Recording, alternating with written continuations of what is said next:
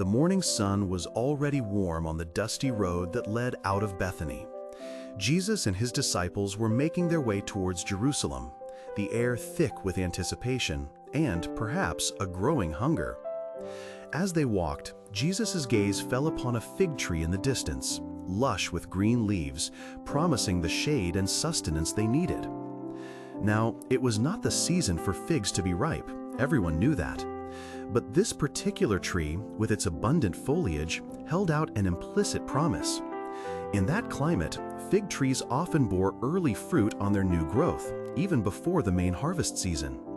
So, when a fig tree displayed such a profusion of leaves, it was a signal, an outward declaration, that it should also be carrying some of that early edible fruit. Approaching the tree, Jesus went to see if he could find anything on it. He reached out, his hand passing through the dense canopy of leaves, searching for the expected bounty. But what he found was nothing, absolutely nothing, only leaves.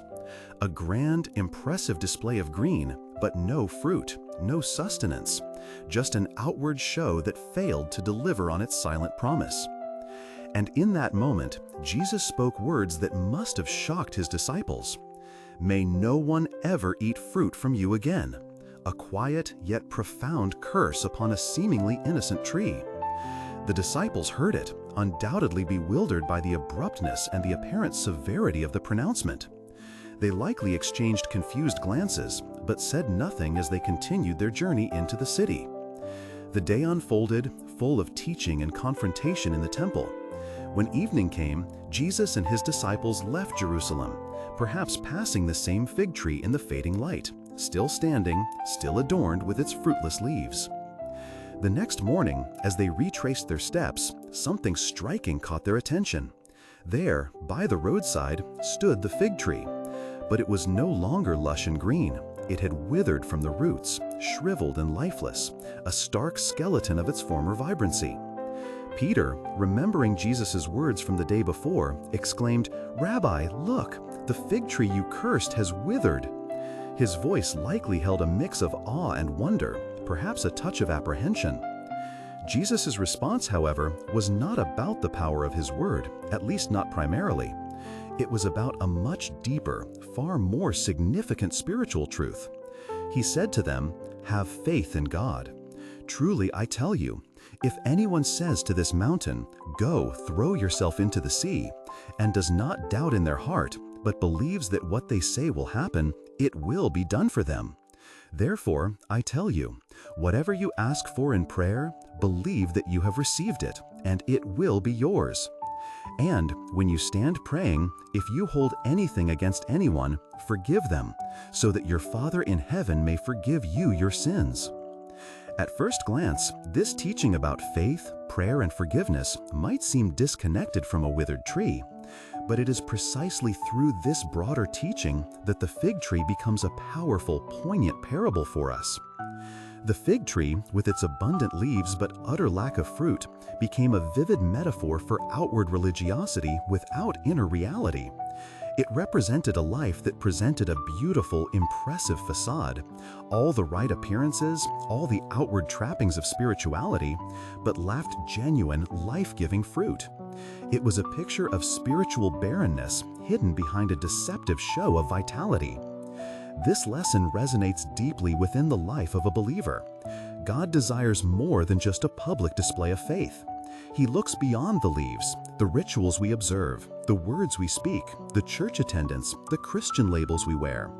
He searches for fruit, the authentic evidence of a life transformed by Him. This fruit includes love, joy, peace, patience, kindness, goodness, faithfulness, gentleness, and self-control, as described in Galatians. It manifests in good deeds, in genuine compassion, in living out justice, in humility, in a heart that truly seeks to honor Him. The harsh truth of the fig tree is that outward appearance, no matter how convincing, is not enough.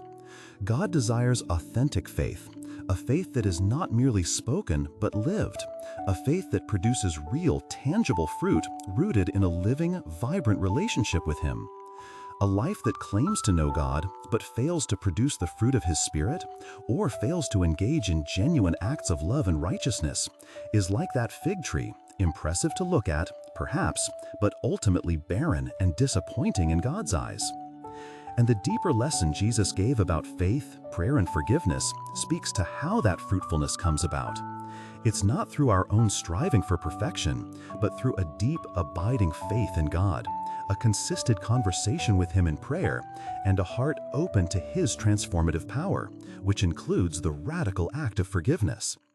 So, as we reflect on the fig tree lesson, let us gently ask ourselves, are we merely displaying leaves?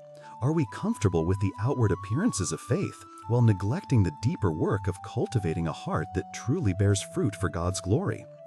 Or are we diligently tending to our spiritual lives, allowing our faith to become active in love and good works, rooted firmly in our relationship with Jesus? The fig tree stands as a silent yet powerful warning and an urgent invitation to move beyond mere outward show and embrace the beautiful, challenging call to genuine, life-giving fruitfulness. What are your thoughts on the fig tree lesson? Does it challenge you to look beyond outward appearances in your own faith journey? Share your reflections in the comments below. If this conversation resonated with you, consider subscribing for more stories and insights that explore the depths of our faith. Thank you for listening.